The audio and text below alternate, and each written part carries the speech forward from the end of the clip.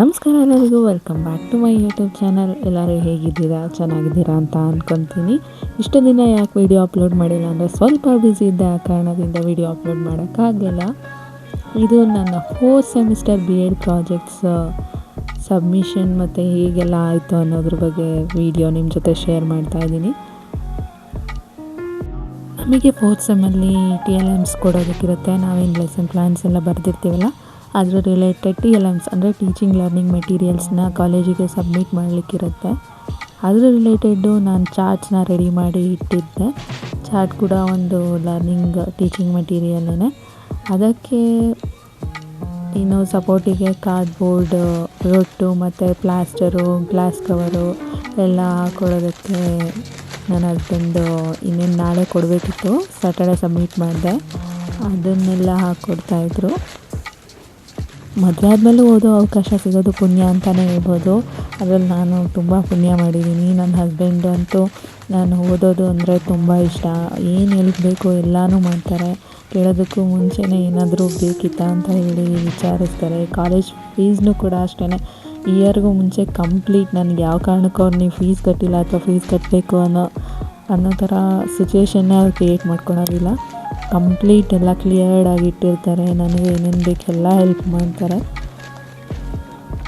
ನನ್ನ ಪ್ರಕಾರ ಎಜುಕೇಷನ್ ಅನ್ನೋದು ತುಂಬ ಇಂಪಾರ್ಟೆಂಟ್ ರೋಲ್ನ ಪ್ಲೇ ಮಾಡುತ್ತೆ ಲೈಫಲ್ಲಿ ಅಂತ ಹೇಳಿಬಿಟ್ಟು. ಈಗ ಕೆಲವ್ರು ಹೇಳ್ತಾರೆ, ಏನಿದೆ ಎಜುಕೇಷನಲ್ಲಿ, ಯಾಕೆ ಓದಬೇಕು, ಏನು ಮಾರ್ಕ್ಸ್ ತೊಗೊಂಡು ಏನು ಮಾಡ್ತೀರಾ, ಹಾಗೆ ಹೀಗೆ ಅಂತ. ಬರೀ ಮಾರ್ಕ್ಸ್ ಮಾತ್ರ ಅಲ್ಲ, ಮಾರ್ಕ್ಸ್ ತೊಗೊಳ್ಬೇಕು ಅಂದರೆ ಅದರಿಂದ ನಾಲೆಜ್ ಕೂಡ ಗೇನ್ ಮಾಡಿರಬೇಕು. ಸುಮ್ಮನೆ ಹೈಯರ್ ಸ್ಟಡೀಸ್ಗೆ ಹೋದಾಗೆಲ್ಲ ನಾವು ಬಾಯ್ಪಾಠ ಮಾಡ್ಕೊಂಡು ಹೋಗಿ ಬರಿತೀವಿ ಅಂತ ಹೇಳಿದ್ರೆ ಆಗೋದಿಲ್ಲ. ಇವಾಗ ಸೈಕಾಲಜಿ ಅಂತ ಹೇಳಿದ್ರೆ ಸೈಕಾಲಜಿಯಲ್ಲಿ ಏನೇನೆಲ್ಲ ಟರ್ಮ್ಸ್ ಬರುತ್ತೆ ಅದ್ರ ಬಗ್ಗೆ ಮತ್ತು ಕಾನ್ಸೆಪ್ಟ್ಸು ಎಲ್ಲದನ್ನು ನೀಟಾಗಿ ಅರ್ಥ ಮಾಡಿಕೊಂಡು ಅದನ್ನು ಸ್ಟಡಿ ಮಾಡಿ ಹೋಗಿನೇ ಎಕ್ಸಾಮಲ್ಲಿ ಬರೀಬೇಕು. ಹಂಗೆ ಸುಮ್ಮನೆ ಬರ್ದಿದ್ದ ತಕ್ಷಣ ಮಾರ್ಕ್ಸ್ ಬರೋದಾಗಿದ್ದರೆ ಇನ್ನೇನು ಇರ್ತಿತ್ತು ಅಲ್ವಾ. ಓದೋದು ಅಂತ ಹೇಳಿದ್ರೆ ಫುಲ್ ನಾಲೆಜ್ನ ಗೇನ್ ಮಾಡ್ತೀವಿ ಒಂದು ಸಬ್ಜೆಕ್ಟ್ ರಿಲೇಟೆಡ್ಡು. ಹಾಗೆ ಸುಮ್ಮನೆ ಓದ್ದಿರಂಗೆ ಇದ್ಬಿಟ್ರೆ ಅದ್ರ ಬಗ್ಗೆ ನಾಲೆಜ್ ಬರೋದಿಲ್ಲ. ಹೌದು, ಲೈಫ್ ಎಕ್ಸ್ಪೀರಿಯನ್ಸ್ ಇಂದ ಕೂಡ ನಾವು ನಾಲೆಜ್ನ ಗೇನ್ ಮಾಡ್ತೀವಿ. ಆ ಲೈಫ್ ಎಕ್ಸ್ಪೀರಿಯನ್ಸ್ ನಾಲೆಜ್ ಗೇನ್ ಮಾಡಬೇಕು ಅಂದರೆ ಅದ್ರ ಬಗ್ಗೆ ನಮ್ಮ ಕಾನ್ಸೆಪ್ಟು ಕೂಡ ಚೆನ್ನಾಗಿ ಅರ್ಥ ಆಗಬೇಕು ಅಂದರೆ ನಾವು ಓದಿರಬೇಕು ಅದ್ರ ಬಗ್ಗೆ ಎಲ್ಲ ಅಂತ ಅನ್ನೋದು ನನ್ನ ಒಂದು ಎಕ್ಸ್ಪೀರಿಯೆನ್ಸು. 1 o'clock 2 o'clock ಆಗ್ತಾ ಬಂದ್ರೂ ಇನ್ನೂ ವರ್ಕ್ ಆಗಿರಲಿಲ್ಲ, ಮಾಡ್ತಾಯಿದ್ವಿ. ಇದು ಪಾರ್ಟ್ಸ್ ಆಫ್ ಸರ್ಕಲ್ ಮಾಡಿದ್ದೀನಿ. ಇದು ವರ್ಕಿಂಗ್ ಮಾಡಲ್ಲು. ಥ್ರೆಡ್ ಯೂಸ್ ಮಾಡಿ ಇಲ್ಲಿ ಈ ಪಾರ್ಟ್ಸ್ ಏನಿದೆ ಅಲ್ಲ, ಕಾರ್ಡು, ಡಯಾಮೀಟರು, ಸೆಂಟರು, ರೇಡಿಯಸ್ಸು ಇವೆಲ್ಲ ತೋರಿಸ್ಬೋದು.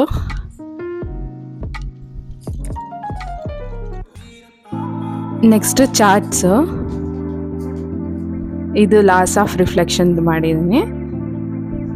ಸೊ ಇನ್ಸಿಡೆಂಟ್ ರೇ ಅಂದರೆ ಏನು, ರಿಫ್ಲೆಕ್ಟೆಡ್ ರೇ ಏನು, ರೆಗ್ಯುಲರ್ ರಿಫ್ಲೆಕ್ಷನ್ನು, ಆ ಥರ.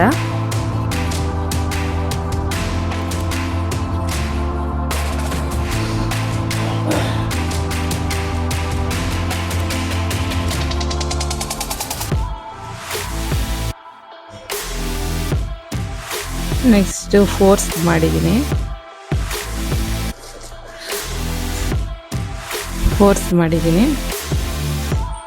ಸೊ ಟೈಪ್ಸ್ ಆಫ್ ಫೋರ್ಸ್ ಇದೆಯಲ್ಲ, ಅದು ಕಾಂಟ್ಯಾಕ್ಟ್ ಫೋರ್ಸು, ನಾನ್ ಕಾಂಟ್ಯಾಕ್ಟ್ ಫೋರ್ಸ್ದು.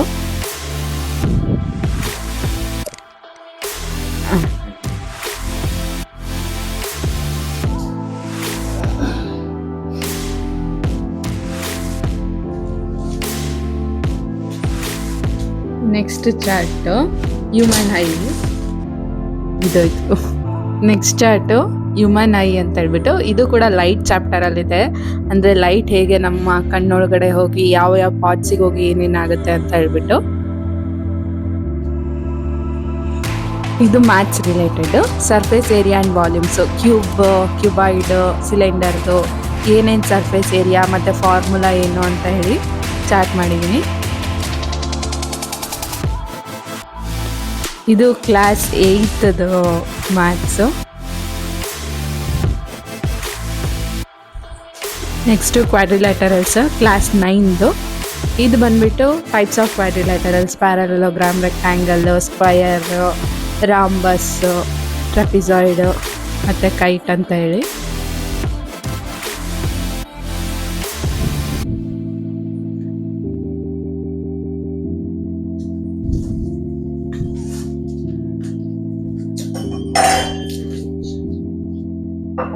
ಇದು ಮಿಡ್ ಪಾಯಿಂಟ್ ಥೆರಮ್. ಇದು ಕ್ಲಾಸ್ 9th ಇಂದು.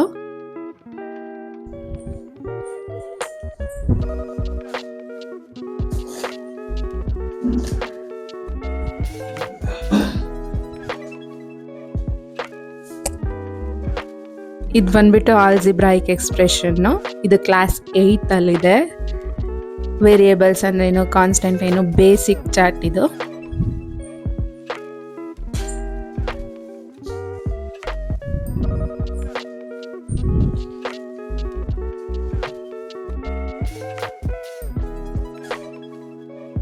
ನೆಕ್ಸ್ಟ್ ಇದು ಗ್ರಾವಿಟೇಷನ್ ಅಲ್ಲಿ ಕಾನ್ಸೆಪ್ಟ್ ಬಂದ್ಬಿಟ್ಟು ಥ್ರಸ್ಟ್ ಆ್ಯಂಡ್ ಪ್ರೆಷರು, ಆರ್ಕಿಮಿಡ್ಸ್ ಪ್ರಿನ್ಸಿಪಲ್ಲು, ಬಯಾನ್ಸಿ ಮತ್ತು ರಿಲೇಟಿವ್ ಡೆನ್ಸಿಟಿದು ತಗೊಂಡಿದ್ದೀನಿ.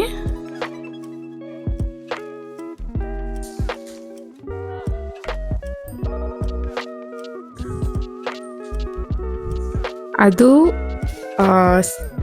ಏನು ಪಾರ್ಟ್ 2 ಆಫ್ ದ ಕಾನ್ಸೆಪ್ಟ್ಸ್ ಅಂತ ತಗೊಂಡ್ರೆ, ಇದು part 1 of the concept universal of gravitation, mass, force ಅಂದರೆ ಫ್ರೀ ಫಾಲು ಮತ್ತು ವೆಯ್ಟ್ ಅಂತೇಳಿ. ಇದು ಫಸ್ಟ್ ಚಾರ್ಟ್ ಆಫ್ ಗ್ರಾವಿಟೇಷನ್ನು.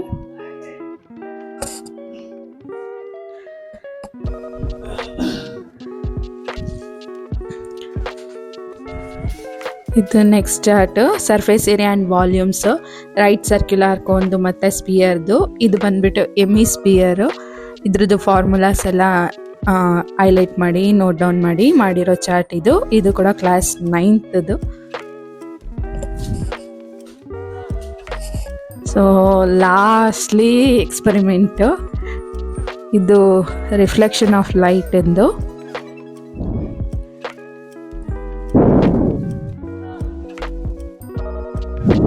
ಸೊ ಇಲ್ಲಿ ನೋಡ್ಬೋದು, ಇನ್ಸಿಡೆಂಟ್ ರೇ ಹೋಗಿ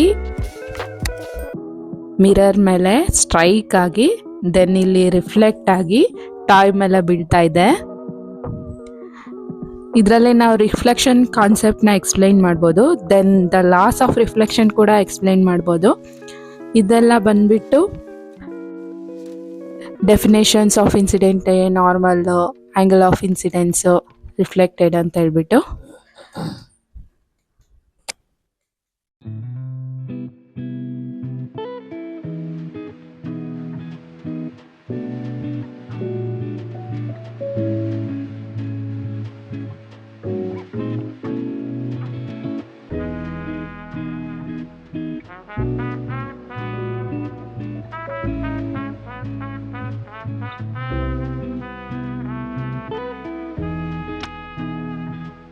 ಎಲ್ಲನೂ ರೆಡಿ ಮಾಡಿಕೊಂಡು ಕಾಲೇಜಿಗೆ ಹೊರಟ್ವಿ, ಚಿಕ್ಕಮಂಗ್ಳೂರಿಗೆ.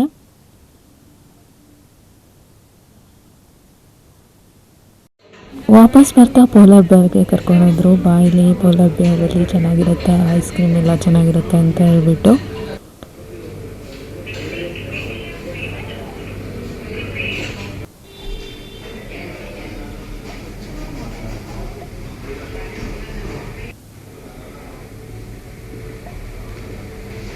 ನಾವು 2 ಐಸ್ ಕ್ರೀಮ್ನ ಆರ್ಡರ್ ಮಾಡ್ಕೊಂಡ್ವಿ. ಒಂದು ಡೆತ್ ಬೈ ಚಾಕ್ಲೇಟ್ ಮತ್ತು ಫ್ರೂಟ್ ಆ್ಯಂಡ್ ನೆಟ್ ಅಂತ ಹೇಳ್ಬಿಟ್ಟು.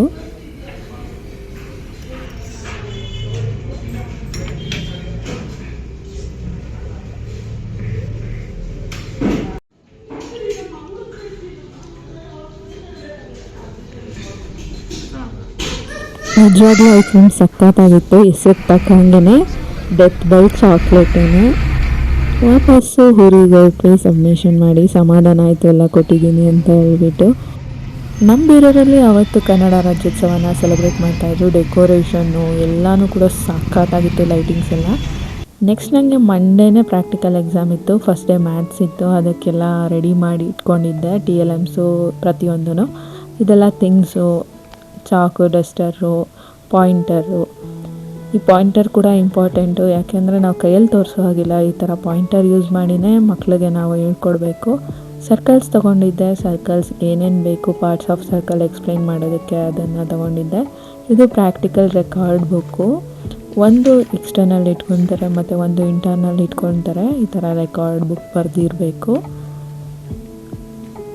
ಇದು ಬಂದ್ಬಿಟ್ಟು ವರ್ಕ್ಶೀಟ್ಸು, ಮಕ್ಕಳಿಗೆ ಎಂಗೇಜ್ ಮಾಡಿ ನೆಕ್ಸ್ಟ್ ಎಕ್ಸ್ಪ್ಲೋರಲ್ಲಿ ನಾನು ವರ್ಕ್ಶೀಟ್ಸ್ ಕೂಡ ನಾನು ಪ್ಲ್ಯಾನ್ ಮಾಡ್ತಿದ್ದೆ, ವರ್ಕ್ಶೀಟ್ಸ್ ಇಟ್ಕೊಂಡಿದ್ದೆ.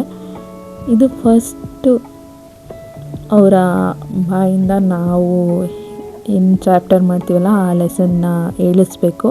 ಅದಕ್ಕೋಸ್ಕರ ಈ ಥರ ಸರ್ಕಲ್ ರಿಲೇಟೆಡ್ ಆಗಿ ಒಂದು ಚಾರ್ಟ್ ಥರ ಮಾಡ್ಕೊಂಡಿದ್ದೆ. ಇದು ಮಾಡಲ್ಲು ಚಿಕ್ಕದಾಗಿ ಮಾಡ್ಕೊಂಡಿದ್ದೆ, ಅದು ಆಲ್ರೆಡಿ ಕಾಲೇಜ್ ಕೊಟ್ಟಿದ್ನಲ್ಲ. ಮತ್ತು ನನ್ನ 3rd ಸೆಮಿಸ್ಟರ್ ರಿಸಲ್ಟ್ ಕೂಡ ಬಂದಿತ್ತು, 90.6% ಆಯಿತು. ಫಸ್ಟ್ ಡೇ ಪ್ರಾಕ್ಟಿಕಲ್ ಎಕ್ಸಾಮ್ನ ಮರೆಯೋದಕ್ಕೆ ಆಗಲ್ಲ. ಅವತ್ತು ನನ್ನ ಫೋನ್ ಕಳೆದೋಯ್ತು, ಫೋನ್ ತೆಗೆದ್ಬಿಟ್ರು ಬ್ಯಾಗಿಂದ ಯಾರೋ. ನೆಕ್ಸ್ಟ್ ಮೂಮೆಂಟೇ ನಾನು ನೋಡ್ಕೊಂಡಿದ್ದ ತಕ್ಷಣವೇ ಕಾಲ್ ಮಾಡಿದ್ದೀನಿ, ಸ್ವಿಚ್ ಆಫ್ ಬಂದುಬಿಡ್ತು. ಅವತ್ತಂತೂ ಸಖತ್ ಬೇಜಾರಾಯಿತು. ಎಕ್ಸಾಮ್ ಒಂದು ಕಡೆ, ಕಳುವಾಗಿದ್ದು ಒಂದು ಕಡೆ. ಆವತ್ತು ನನ್ನ ಕೈಯಲ್ಲಿ TLNs ಇದ್ದಿದ್ದರಿಂದ ಫೋನು ಬ್ಯಾಗಲ್ಲಿದ್ದರೆ ಸೇಫ್ ಅಂತ ಅಂದ್ಕೊಂಡೆ, ಬಟ್ ಅಲ್ಲ, ಕಳ್ಳರು ಹೆಂಗಾದರೂ ಕದ್ದೇ ಬಿಡ್ತಾರೆ ಅಂತ ಗೊತ್ತಾಯಿತು. ಎಲ್ಲರೂ ಹುಷಾರಾಗಿರಿ, ವಸ್ತುಗಳನ್ನ ಹುಷಾರಾಗಿಟ್ಕೊಳ್ಳಿ, ರಶ್ ಇರೋ ಬಸ್ಸಿಗೆ ಹತ್ತಕ್ಕೆ ಹೋಗಬೇಡಿ. ಲಾಸ್ಟ್ ಅನ್ನೋ ಅಪ್ಲಿಕೇಶನಲ್ಲಿ ಕಂಪ್ಲೇಂಟ್ ಫೈಲ್ ಮಾಡಿ ಸ್ಟೇಷನಿಗೆ ಕೊಟ್ಟಿದ್ದೀನಿ. ಮೊಬೈಲ್ದು IMEI ನಂಬರ್ ತುಂಬ ಇಂಪಾರ್ಟೆಂಟು, ಅದನ್ನು ಎಲ್ಲರೂ ಸೇಫಾಗಿ ಇಟ್ಕೊಳ್ಳಿ. ಇದಾಗಿತ್ತು ಈ ವಿಡಿಯೋ. ನನ್ನ ವೀಡಿಯೋಸ್ನ ಇದೇ ಥರ ನೋಡ್ತಾಯಿರಿ, ಸಪೋರ್ಟ್ ಮಾಡ್ತಾಯಿರಿ ಅಂತ ಕೇಳ್ಕೊಳ್ತೀನಿ. Thank you so much for watching.